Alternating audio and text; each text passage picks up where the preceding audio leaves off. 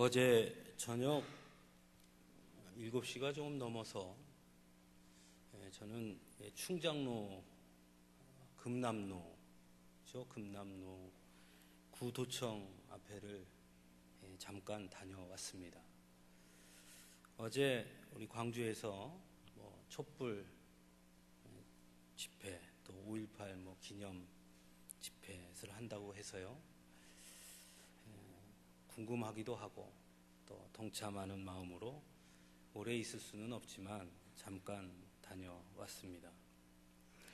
교회차를 타고 금남로에 가서 길가에 차를 세우고 군중들이 모여 있는 자리로 가기 위해서 차에서 내려서 그곳을 가는 중에 어떤 분이 저에게 갑자기 혹시 목사님이십니까? 이렇게 물었습니다. 아마 제가 교회차에서 내리는 걸 미리 본 것 같습니다. 저는 갑자기 목사님이십니까? 이렇게 물어서 이 사람이 도대체 무슨 얘기를 하려고 그러는 걸까 하면서 좀 경계심을 가지고 예, 맞습니다. 이렇게 대답을 했습니다. 그러자 그분이 목사님, 저도 신앙인입니다. 그런데 한 가지 목사님에게 여쭤보고 싶어서 말씀을 드립니다. 우리 본교회 목사님에게는 차마 이 말씀을 못 드렸는데요. 목사님께 좀 여쭤보고 싶습니다. 뭐 때문에 그러시는지요? 목사님, 왜 하나님은 가만히 계셨을까요? 왜 하나님은 이런 고통을 주시는 걸까요? 이렇게 질문을 했습니다. 요즘 저 또한 그런 고민을 많이 하게 됩니다. 만일 세월호 참사의 유가족이 우리 교회 성도라면 나는 그에게 어떤 위로의 말씀을 전할 수 있을까? 더 직접적으로 만일 우리 아이들 중에 하나가 그런 일을 당했다면 나는 과연 하나님 앞에 어떤 반응을 보일까 생각을 하게 됩니다. 그러면서 또 이런 생각도 했습니다. 왜 그분은 자신의 교회 목사님에게 묻지 못하고 이름도 알지 못하고 처음 보는 나에게 그런 질문을 할까? 제 생각에는 그 나름대로 이유가 있었을 것이다 생각됩니다. 우리는 분명 하나님의 백성이고 하늘 시민권자이고 천국 백성임에는 틀림이 없습니다마는 그러나 현재 우리가 살아가고 있는 것은 이 세상임에도 틀림이 없습니다. 그리고 우리는 이 세상에서 때로 감당하기 어려운 고난과 고통을 겪게 되기도 하고 때로는 삶에 닥치는 많은 문제들로 인해서 근심을 하게 됩니다. 그럴 때에 믿음의 사람들, 성도들이 갖게 되는 어떤 반응, 또 그 문제에 대한 것을 이해하는 방식, 그것들이 크게 세 가지가 있다고 생각합니다. 첫째는 그것을 억지로 잊어버리려고 노력하는 겁니다. 마음속에서는 여전히 근심하고 있고 너무 괴롭고 고통스러움 속에 있으면서도 겉으로는 이겨낸 것처럼 괜찮은 것처럼 그렇게 표현하는 것이죠. 아마 제가 어제 만났던 그분 또한 그런 마음이 아니었을까 생각해 봅니다. 자신의 교회 목사님에게 여쭈기에는 마치 그걸 물어보면 자신이 믿음이 더 없는 것처럼 보일까 봐 그래서 자신의 교회 목사님에게 묻지 못하고 오히려 전혀 모르는 저에게 물은 것이 아닐까. 마음은 실질적으로는 너무 고통스럽고 눈물이 쏟아지고 이해할 수 없고 원망과 불평이 가득하지만 겉으로는 아니야, 나는 괜찮아, 나는 믿음으로 이길 수 있어, 아 괜찮아, 이렇게 표현한다는 것이죠. 또 한 가지는 오늘 본문에 나오는 말씀과 좀 이어서 생각할 수 있는데요, 하나는 주님의 말씀을 붙잡는 겁니다. 우리 예수님께서는 또 성경에는 이런 고통과 고난에 신음하고 있는 백성들에게, 하나님의 자녀들에게 가장 많이 하신 말씀이 뭐냐면 아무것도 염려하지 말라, 근심하지 말라, 이런 말씀입니다. 그런데 그 말씀을 붙잡고 살기 또한 그렇게 쉽지 않다는 것입니다. 어떻게 근심하지 않고 어떻게 염려하지 않을 수 있는가 하는 것입니다. 아무리 성경이 그렇게 말하지만 그건 도저히 받아들이기가 어렵다는 것입니다. 이런 염려와 근심 가운데 살아가는 우리들에게, 지금 그 문제로 고심하고 있는 우리에게 염려하지 마, 근심하지 마, 그것은 왠지 현실적인 말씀으로 받아들이기가 어렵다는 것입니다. 또 한 가지 반응, 태도가 있습니다. 어쩌면 이 반응과 태도가 우리 성도들이 가지고 있는 가장 보편적인 모습일 겁니다. 그래서 뭐냐면, 그래, 지금은 이런 고난을 겪고 고통을 겪고 염려와 근심 속에 있으나 천국에 가면 하나님께서 보상해 주실 거야. 그러니 그냥 꾹 참고 인내하자 하는 것입니다. 대부분 그런 생각들을 많이 합니다. 그러나 그 생각 속에도 오류가 있습니다. 그렇다면 이 땅에서의 삶은 무슨 의미가 있는가 하는 것이죠. 그래서 그런 생각에 사로잡혀 있는 사람들은 이렇게 말합니다. 고통과 고난과 근심과 염려 가운데 있으면서, 아이고 하나님, 차라리 나를 좀 빨리 데려가 주십시오. 나는 이 세상에서 살기가 싫습니다. 하나님, 나 좀 빨리 데려가 주십시오 하고 기도하는 것입니다. 그럼 과연 하나님께서 고통과 고난 속에 있는 우리들에게 그걸 원하셨느냐 하는 것입니다. 과연 제가 지금 말씀드린 이 세 가지 태도밖에 없느냐 하는 것입니다. 그래서 저는 오늘 우리가 함께 읽은 요한복음 말씀을 가지고 고난과 근심과 염려 가운데 있는 자들에게 우리 주님이 주시는 해법은 무엇인가를 좀 찾아보려고 합니다. 오늘 우리가 읽은 본문 말씀에도 시작은 너희 마음에 근심하지 말라라는 말씀으로 시작합니다. 아니 목사님, 근심하지 말라 그 말씀은 별로 위로가 안 된다고 말씀했잖아요, 이렇게 물으실지 모르지만, 그러나 이 말씀을 그냥 그렇게 말씀 쓰여 있는 것만 보지 말고 좀 더 깊이 들여다보면, 이 말씀의 의미를 찾아보면 이 말씀 속에 해답이 있음을 발견하게 됩니다. 오늘 본문은 흔히 요한복음의 고별 설교 중에 한 부분이라고 말합니다. 즉 예수님께서 예루살렘에 입성하시고 십자가에 달려 돌아가시기 전에 제자들에게, 얘들아, 이제 나는 얼마 안 있으면 십자가에 달려 죽을 거야. 이제 너희와 같이 있을 수 없어. 그러니 너희들 이제 잘 지내렴. 나는 간다. 그리고 너희들 나 없을 때 이렇게 살아라 하고 고별, 즉 이별을 고하는 설교 내용이다 하는 것입니다. 그러므로 이 오늘 말씀을 우리가 이해하는 데 있어서 가장 중요한 첫 번째 원칙은 이 말씀을 누구에게 했느냐 하는 것인데, 첫째는 제자들에게 했다는 것입니다. 즉 오늘 이 말씀은 예수님이 자신의 12 제자들에게 하신 말씀입니다. 그러므로 이 제자들이 지금 어떤 상황에 처해 있느냐는 매우 중요합니다. 도대체 어떤 상황에 제자들이 놓여 있었기에 예수님께서 근심하지 말라 이렇게 말씀하셨느냐 하는 것이죠. 여러분, 예수님의 제자들이 누굽니까? 그들은 오직 예수님께 희망을 걸고 자신의 모든 것을 버리고 예수님을 따른 사람들이었습니다.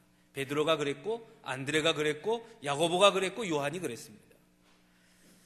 그들은 나름대로 예수님을 통해 각각의 소망이 이루어지기를 기대하고 있던 사람들이었습니다. 그래서 예수님과 함께 예루살렘에 입성할 때 그들은 기대와 희망으로 가슴이 부풀어 올라 있었습니다.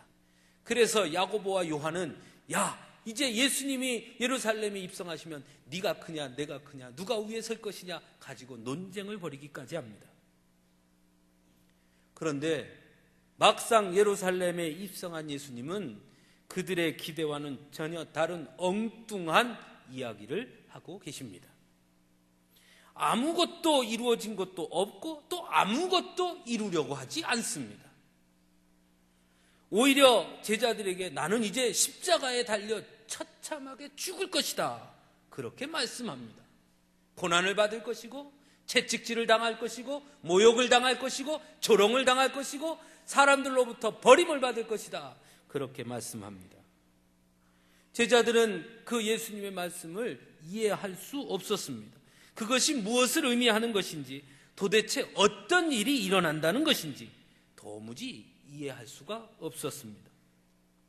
자신들의 기대와 소망과는 전혀 다르게 전개되는 현실과 또 그 안에서 자신들은 앞으로 어떻게 되어야 하는 것인지 어떻게 될 것인지에 대해 도무지 알 수 없는 소위 요즘 말로 멘붕에 빠져 있다는 것입니다. 그런 그들에게 예수님께서 너희는 마음에 근심하지 말라 하나님을 믿으니 또 나를 믿으라 이렇게 말씀하고 계십니다. 그러면 예수님의 상황은 어떻습니까? 예수님은 아무렇지 않았을까요? 그렇지 않습니다. 요한복음 12장 27절을 한번 찾아보시기 바랍니다. 이렇게 말씀합니다. 지금 내 마음이 괴로우니 무슨 말을 하리요? 라고 탄식합니다. 요한복음 13장 21절을 한번 보십시오. 거기에는 가룟 유다가 자신을 배반할 것을 예고하시면서 심령이 괴롭다라고 말씀하십니다. 즉 예수님 또한 십자가 사건을 앞두고 매우 큰 근심과 염려로 번민하고 괴로워하는 상황에 있음을 보여주고 있습니다. 어떤 면에서는 제자들보다 더 큰 근심에 놓여 있다고 할 수 있습니다. 왜냐하면 십자가는 예수님이 질 것이니까 말입니다. 그런데 이렇게 근심하고 염려하는 예수님이 제자들에게 너희는 마음에 근심하지 말라 하나님을 믿으니 또 나를 믿으라 이렇게 말씀하셨다는 것입니다. 좀 이상하지 않습니까? 본인도 근심하면서 왜 다른 사람에게 근심하지 말라 이렇게 말씀하셨느냐는 것이죠. 쉽게 이해할 수 없는 말씀입니다. 하지만 오늘 이 본문에 마음에 근심하지 말라라는 말씀을 단순히 그저 근심거리가 있음에도 불구하고 그것을 애써 근심하지 말라는 뜻으로 해석하지 말고 좀 더 깊이 들여다보면 이 근심하지 말라라는 말씀을 직역하면 마음이 흔들리지 않게 하라라는 뜻입니다. 즉 마음이 흔들리지 않게 하라. 얘들아 흔들리지 말아라 이렇게 말씀하신 것입니다. 이렇게 직역을 하면 그 말씀을 하신 이유가 무엇인지 우리는 쉽게 이해할 수 있습니다. 즉 예수님께서 근심하지 말라고 하신 그 말씀은 얘들아 비록 너희들이 나를 통해 이루고자 했던 기대와 소망 예루살렘 성에 입성하면 이루어질 것에 대한 너희들이 생각했던 기대와 소망과는 다르게 현실의 상황이 펼쳐지고 변화할지라도 그러더라도 너희는 흔들리지 말아라 이렇게 말씀하고 있는 것입니다. 그리고 하나님을 믿으니 또 나를 믿으라. 이렇게 말씀합니다. 즉 그럼에도 불구하고 현실이 우리를 근심하게 하고 많은 문제들 앞에 서게 할지라도 너희는 흔들리지 말고 하나님을 믿고 하나님을 믿는다면 또 나를 믿으라. 이렇게 말씀하고 있는 것입니다. 많은 분들이 믿음에 관해 오해를 하는 경우가 있습니다. 하나님을 믿는다는 것을 단순히 하나님의 존재를 인정하는 것으로 생각한다는 것입니다. 나는 하나님 믿습니다. 이 말 속에 나는 하나님이 계심을 믿습니다. 이것이 믿음인 줄 착각하는 것입니다. 하지만 하나님을 믿는다는 것은 그것과 조금 다릅니다. 좀 더 깊이 들어갈 수 있어야 됩니다. 그것은 뭐냐? 하나님이 어떤 분인지, 즉 하나님의 속성을 신뢰한다는 것입니다. 여러분, 하나님을 뭐라고 고백하지요? 하나님은 선하십니다. 맞습니까? 하나님은 완전하십니다. 맞습니까? 하나님은 거짓이 없으신 분입니다. 맞습니까? 하나님은 우리를 사랑하십니다. 맞습니까? 하나님은 동일하십니다. 맞습니까? 하나님은 승리를 주시는 분입니다. 맞습니까? 이 지금 우리가 아멘하고 고백한 그것을 내가 100% 신뢰합니다. 이게 믿음입니다. 상황이 변할지라도 하나님은 완전하시고, 상황이 바뀔지라도 하나님은 우리를 사랑하시고, 상황이 다를지라도 우리는 승리하게 될 것이라는 것을 신뢰하는 그것이 하나님을 믿는 믿음입니다. 그래서 예수님 말씀하십니다. 마음에 흔들리지 마라. 상황이 변화도 흔들리지 마라. 하나님을 믿는다면 그 믿음으로 나를 믿으라. 이렇게 말씀하고 있습니다. 예수님 또한 앞에서 말씀드렸듯이 근심하고 염려하는 중에 있었습니다. 그런데 중요한 것은 예수님은 근심거리가 있었고 염려거리가 있었고 두려움이 있었으나 마음은 흔들리지 않았습니다. 요한복음 12장 27절에서 28절 말씀입니다. 지금 내 마음이 괴로우니 무슨 말을 하리요? 아버지여 나를 구원하여 이때를 면하게 하여 주옵소서. 그러나 내가 이를 위하여 이때에 왔나이다. 아버지여 아버지의 이름을 영광스럽게 하옵소서. 즉 예수님 또한 근심하고 있고 염려하고 있으나 그러나 뭐는 흔들리지 않았습니까? 하나님을 향한 믿음은 흔들리지 않았습니다. 그래서 제자들에게 말합니다. 흔들리지 말고 믿으라. 자신 앞에 닥친 근심과 십자가의 현실 앞에서도 예수님은 흔들리지 않았습니다. 그럼에도 불구하고 하나님을 신뢰했습니다. 그럼에도 불구하고 아버지 하나님의 계획하심과 완전하심을 예수님은 철저하게 신뢰하고 있었습니다. 그래서 제자들에게 말합니다. 그러므로 하나님을 믿으니 또 나를 믿으라 하신 그 말씀은 곧 두려움에 떠는 제자들에게 현실의 앞에 닥친 위험 속에서도 너희가 정말 하나님의 승리하심을 믿는다면, 정말 하나님의 계획하심을 믿는다면, 하나님의 완전하심을 믿는다면 내가 십자가에 달려 죽더라도 세상 사람들이 볼 때는 바보 같은 죽음으로 보일지 몰라도, 그래서 너희들에게 고난이 닥칠지 몰라도, 그래서 너희들이 실패할 것 같은 두려움이 있을지 몰라도 정말 우리 하나님이 승리의 하나님이심을 믿는다면 흔들리지 말고 믿으라. 그렇게 말씀하고 있는 것입니다. 그런 의미에서 고난 앞에 서 있는 우리들에게 주님은 무엇을 말씀한다고 생각하십니까? 회피, 도망, 부정? 아닙니다.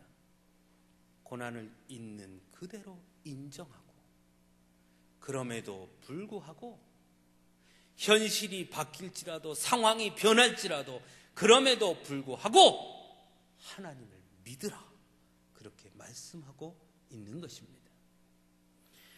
그런 의미에서 이어지는 본문 2절과 3절 말씀 또한 좀 더 깊이 들여다볼 수 있어야 합니다. 왜냐하면 본문 2절과 3절 말씀은 흔히 우리가 처음에 제가 말씀드렸듯이 지금 이 땅에선 고생하나 우리 주님께서 예비하신 천국에 가면 다 보상받을 것이다 라고 말할 때 가장 많이 인용하는 말씀이기 때문입니다. 과연 예수님이 이 본문 2절과 3절 말씀을 그런 뜻으로 주셨느냐 하는 것입니다. 그런 뜻으로 주셨다고 한다면 여러 가지 허점이 많이 있습니다. 첫째, 그럼 아버지 집이 도대체 어디에 있다는 것인지 알 수 없습니다. 둘째, 예수님이 가셔서 지은다고 하셨으니 이 지구 외에 다른 별에 그 집이 있는 것인지 아니면 다른 외계에 있는 것인지 궁금합니다. 셋째, 천국에 집을 지신다고 하셨으니 그러면 천국에도 우리가 사는 것처럼 집이 있다는 얘기인데 아파트도 있고 주택도 있고 뭐 그렇다는 뜻인지 잘 이해가 되지 않습니다. 넷째, 예수님이 분명히 그 집을 다 완성하시면 다시 오신다고 했는데 아직도 안 오신 것으로 보아서는 아직도 그 집이 공사 중이라는 것인지 아니면 그 집을 다 지었는데도 오시기가 싫어졌다는 것인지 좀 이해할 수 없습니다.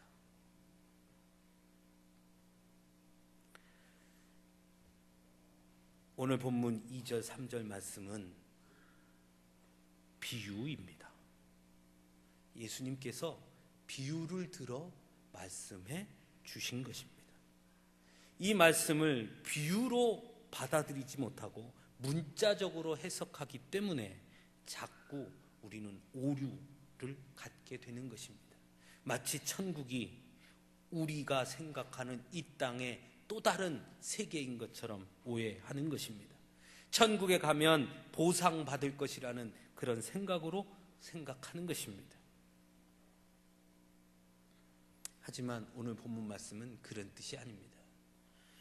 오늘 본문 말씀은 예수님께서 십자가에 죽으심으로 우리 인간이 하나님 나라에 이룰 수 있는 길이 열려질 것에 대한 말씀을 비유적으로 표현하고 있는 것입니다. 그러므로 내 아버지 집에 거할 곳이 많도다. 그렇지 않으면 내가 너희를 위하여 거처를 예비하러 가노니 라는 말씀은 곧 예수님의 십자가의 죽음이 곧 우리의 죄를 해결하심으로 우리와 하나님의 관계가 회복될 것을 말씀하고 계시는 것입니다. 더 쉽게 설명하면 이런 겁니다. 제가 우리 앞에 계시는 권사님 집에를 가고 싶습니다. 그런데 권사님하고 저하고 싸웠습니다. 사이가 매우 안 좋습니다. 권사님이 제게 오라고 하지도 않았습니다. 그런데 제가 가고 싶다고 막무가내로 아무 때나 가서 문을 딱 열고 들어갈 수 있습니까? 절대 그럴 수 없습니다. 아마 제가 가서 초인종을 눌러도 나오지 않을 겁니다. 저 인간이 왜 왔지? 비기 싫은데? 이러고 말 겁니다. 그래서 그 권사님 집에 가고 싶어도 갈 수 있는 길이 없습니다. 근데 한 가지 방법이 있습니다. 그건 뭐냐면 우리 권사님이 아주 좋아하는 우리 권사님하고 제일 친한 집사님이 있습니다.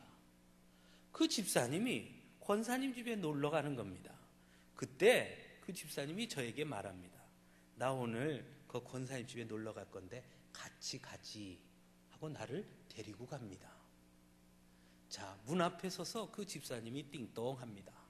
권사님 안에서 이렇게 보니까 본인이 좋아하는 집사님이 왔거든요. 그럼 어떻게 하겠습니까? 문을 열어주지요.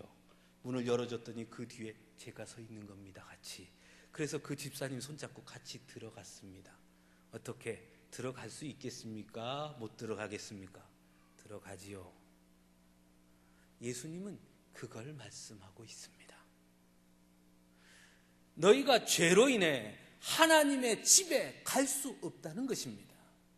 하나님과 관계 없는 자라는 것입니다. 하나님이 마련하신 그 집에 갈 수가 없다는 겁니다. 하나님과 관계가 회복될 수 없다는 것입니다. 그런데 하나님의 독생자 아들 예수가 먼저 가시는 것입니다. 우리는 그 뒤에 붙어 있습니다. 그래서 예수 그리스도의 십자가 사건으로 인해 우리가 하나님의 집에 같이 가게 된다는 것입니다. 예수님께서 왜 이 말씀을 하셨을까요? 그건 간단합니다.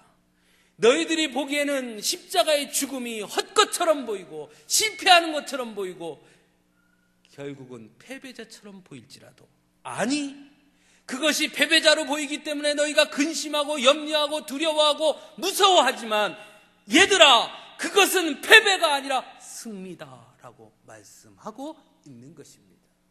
내가 가면 너희도 그 길을 갈 수 있다. 내가 가면 너희도 하나님 앞에 설 수 있다. 내가 가면 내가 하나님과 만나게 될 거다 라고 말씀하고 있는 겁니다. 얼마나 귀한 말씀입니까?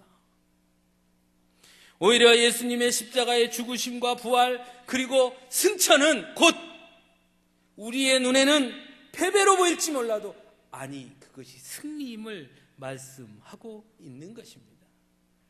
또한 가서 너희를 위하여 거처를 예비하면 내가 다시 와서 너희를 내게로 영접하여 나 있는 곳에 너희도 있게 하리라 하신 이 말씀 또한 예수님 다시 재림하실 것에 대한 말씀이 아니라, 예수님 승천하셔서 올라가시고 하늘 보좌에 계시고 우리에게 보혜사 성령을 보내주실 것을 말씀하시는 것입니다. 그 보혜사 성령이 우리에게 오시면 지금은 하나님을 볼 수 없으나 그 성령님으로 인하여 하나님을 날마다 경험하게 될 것이다, 그렇게 말씀하고 있는 것입니다.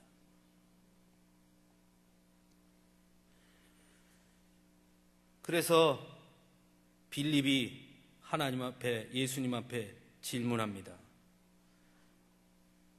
아버지를 우리에게 보여주옵소서. 그리하면 족하겠나이다.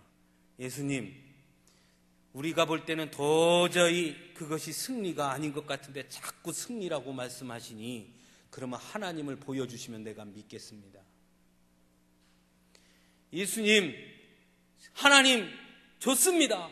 내가 지금 고난당하고 고통당하고 근심하고 염려하고 있으나 그 안에서도 하나님을 믿고 의지하면 승리할 것이라고 하셨는데, 그렇다면 그것이 정말 하나님의 뜻이라는 것, 하나님이 우리와 여전히 함께 계시다고 하는 그 사실을 우리에게 보여주신다면, 그러면 내가 그거 믿고 이해하고 받아들이고 견뎌보겠습니다. 빌립이 그렇게 예수님께 질문합니다. 아마 우리도 그럴 겁니다. 그지요? 아무리 힘든 일이 있어도 하나님이 우리 앞에 와서 걱정하지 마. 이거 내가 일부러 그렇게 하는 거야. 걱정하지 마. 그래도 내가 너 언제나 사랑하고 언젠가는 네가 승리하게 될 거야. 그러니까 염려하지 마라. 우린 다 이겨낼 겁니다. 근데 왜 우리가 이겨내지 못하느냐? 이게 도대체 하나님의 뜻인지, 정말 이기는 거는 맞는 것인지, 정말 하나님이 우리와 함께 하긴 하는 것인지 모르기 때문이거든요. 그때 예수님이 이렇게 대답을 합니다. 나를 본 자는 아버지를 보았느니라. 내가 아버지 안에 거하고 아버지께서 내 안에 계심을 믿으라. 그렇지 못하겠거든 행하는 그 일로 말미암아 나를 믿으라. 야 빌립아, 나를 보면 아버지를 본 거야. 야 빌립아, 십자가의 사건을 보면 주님 아버지 하나님을 같이 보는 거야. 예수님의 행하신 구원의 역사를 통해 하나님을 보라고 말씀하고 있는 것입니다. 예수님의 십자가 사건과 부활 그리고 승천을 통해 하나님이 이루실 그 구원의 역사를 통해 하나님의 완전하심과 사랑하심과 선하심과 거짓이 없으심과 동일하신 분임을 분명하게 보게 될 것이다 말씀하고 있는 것입니다. 그것은 오늘 우리에게도 동일한 것입니다. 여러분, 하나님이 여러분 옆에 계시지 않는 것 같습니까? 왜 이 고통 속에 하나님 응답하지 않습니까? 하나님은 뭐 하셨습니까? 어디에 계십니까?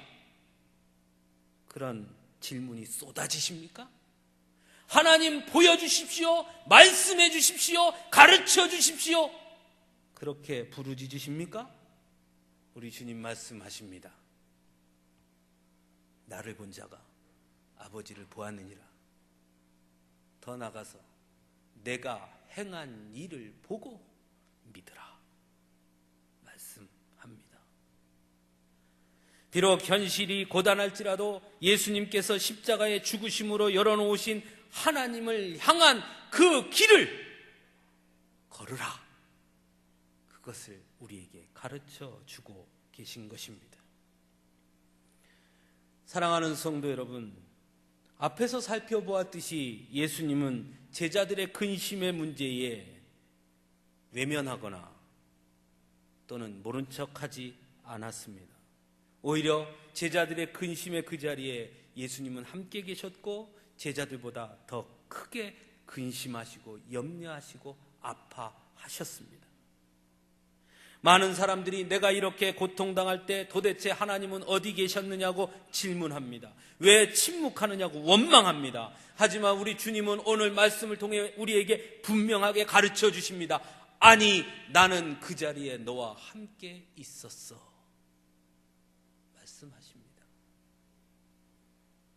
그리고 지금 비록 그 고난과 고통, 근심이 있다 하더라도 도망가거나 회피하지 말고 문제를 분명하게 직시하고 그곳에 함께 계시는 주님을 바라보고 흔들리지 않는 믿음으로 주님이 승리하셨듯이 나도 그 길을 묵묵히 걸어가면 승리할 것이라는 확신을 가지고 내 문제를 똑바로 바라보라고 말씀하고 있는 것입니다. 예수님은 오늘 우리에게도 저는 동일하게 말씀하신다고 믿습니다. 너희도 나와 같이 내가 걸어갔듯이 그렇게 걸어라. 하나님을 향한 믿음이 흔들리지 않도록 그렇게 걸어라. 비록 상황이 바뀌고 현실이 바뀌고 앞에 십자가가 보이고 고통이 보이고 고난이 보인다 할지라도 그러더라도 흔들리지 말고 내가 걸었던 것처럼 너희도 걸어라.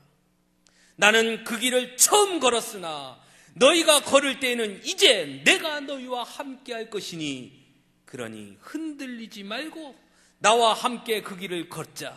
그러면 내가 승리한 것처럼 내가 하나님의 나라로 너희를 인도해 줄 것이다. 너희도 승리할 것이다 말씀하고 있습니다.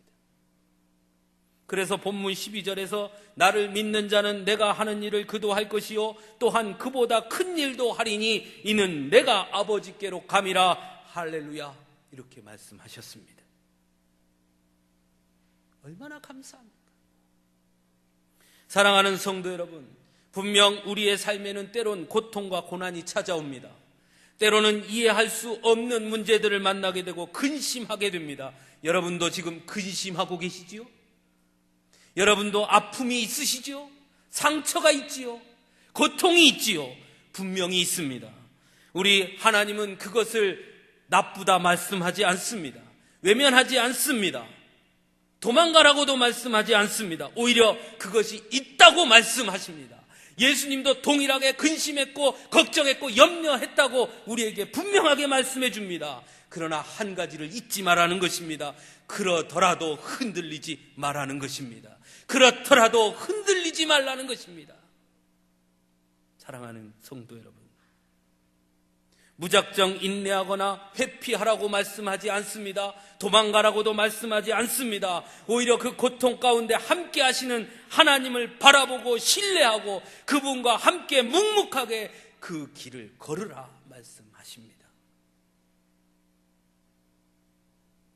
요즘 우리는 온 국민이 고통 속에 있습니다.